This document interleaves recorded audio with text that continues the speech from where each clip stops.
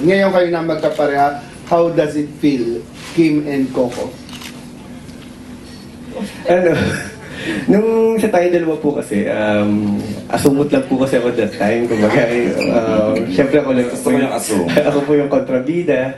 So kung tayo magkakalayo naman po, magkapatid kami doon ni Kim. And then, mas nabigyan kami ng chance para makapag-bonding kasi mas may eksena kami compare sa tayong dalawa. Ngayon po, honestly, syempre, medyo matagal din ang panahon na hindi namin na pagsasama. And then, syempre, minsan dumating na yung point na pag nagkikita na lang kami ni Kim sa mga occasion na lang or dito sa ABS-CBN.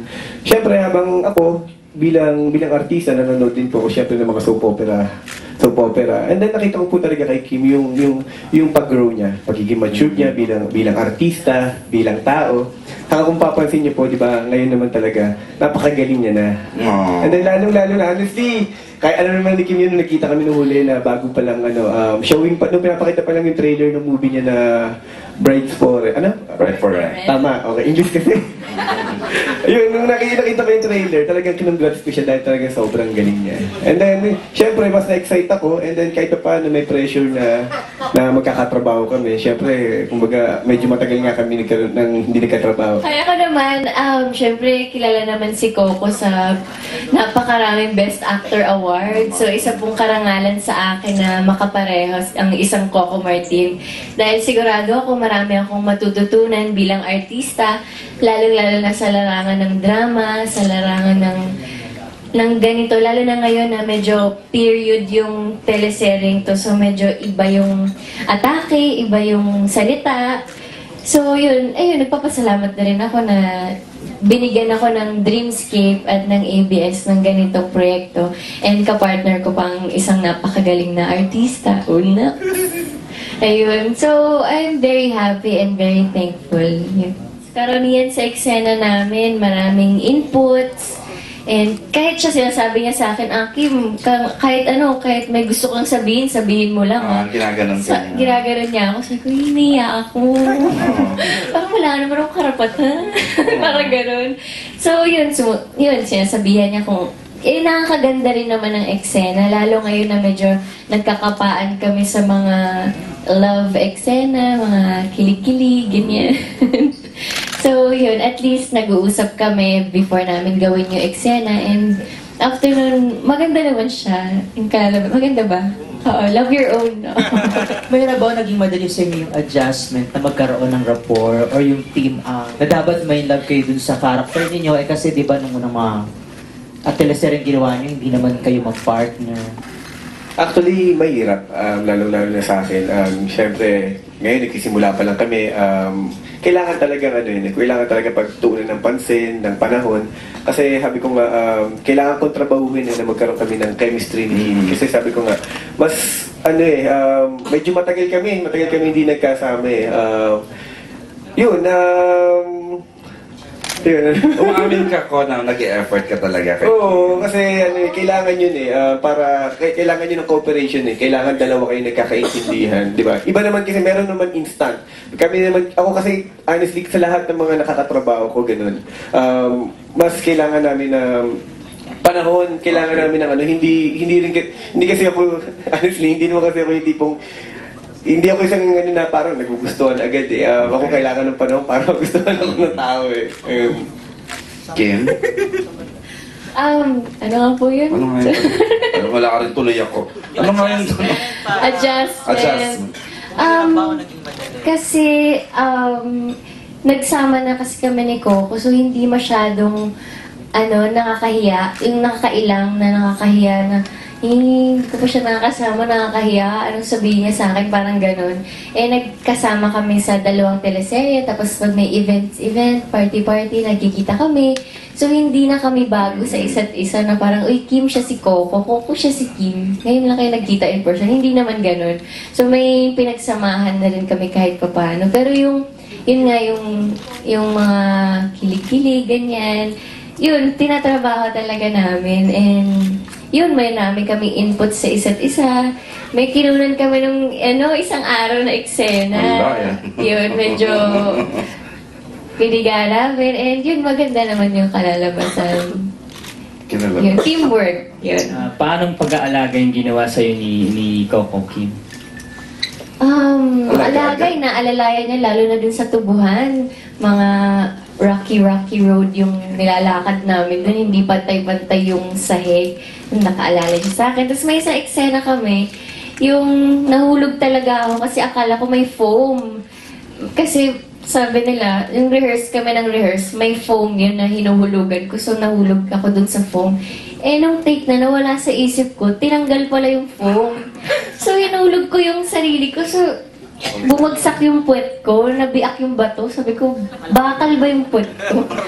Parang nabiak yung bato. Tapos yun, pinatigil niya yung eksena. Uy, teka lang. Injured ka? Muntik, pero feel ko bakal yung puwet ko. So, okay lang. Na-injure yung bato, nahati. Siya ang na-injured. Yung nahati naman siya. So yun, tapos parang tinigil. Tapos yun, nandun naman siya. Natakot siya sa akin eh. Parang okay ka lang ang nangyari. So parang di ba pag nasaktan ka, tapos may nag-alala sa'yo, matitiri, ay karang kawawa naman ako.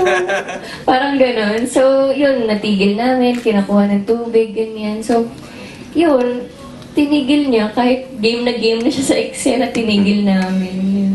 Ngayon, syempre, sabi ko nga nagsisimula pa lang kami, marami pang kailangan i-discover sa isa't isa. Sabi ko, siguro, mas mabibigyan kami ng time para makilala ang isa't isa. Actually, nagsimula na yan nung nag-show kami sa Japan.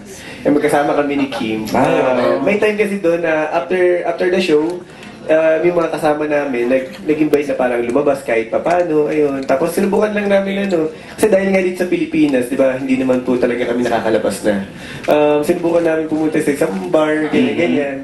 Tapos ayun, nag-party kami, tapos hindi naman ako sumasayaw. Napasayaw ko si Coco ng Supa Dance. Sabi ko, parang ako Coco, Supa Dance ka. Parang ako napakasap dito, ayun. Hindi kasi sobrang sikip talaga ng bar, and then siyempre lang naman hayaan ko si Kim na sumayaw mag-isa doon at ibig sabihin matabihan o madikitan na kung sino-sino mga lalaki doon. Sabi ko at least, sabi ko kahit kahayaan. Anong music yung sinayaw mo po? Wala, basta Supa Dance! ay umahataw si Kim, napahataw si Kim. Wow! May Juan de la Cruz dance moves ka rin naman dati, di ba? Hindi ko naman ginamit doon, kaya ako eh. Meron na ba kayo na-shoot na kissing scene bukod dun sa napapanood sa trailer? Paano nyo inatake itong kissing scene na ito? Actually, meron. Yun yata yung kauna-una na may eksena ni Kim. Kissing agad ang inano sa amin. Siguro pang-break lang ng pressure, ng kaba, ng ilangan. Ayun, meron. Ako, nung una, syempre, mga unang eksena namin yun ni Coco. As in, sobrang una, dito sa teleserye ito. Tapos sabi, Kim, ganito gagawin niyo, ha? Ha? Direct Di nga. Direct mo lang. Ha? Di nga. Syempre, di ko pinapalata kay Coco. Ha? Totoo? Oh my God. So, parang, game na. So, parang ako,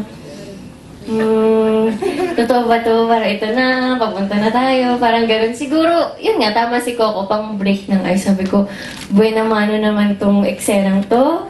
Parang nakakapanibago, parang gano'n. So, siguro patanggal hiya na rin yun. Hindi na, ayun. Yun, hindi ko na i-elaborate.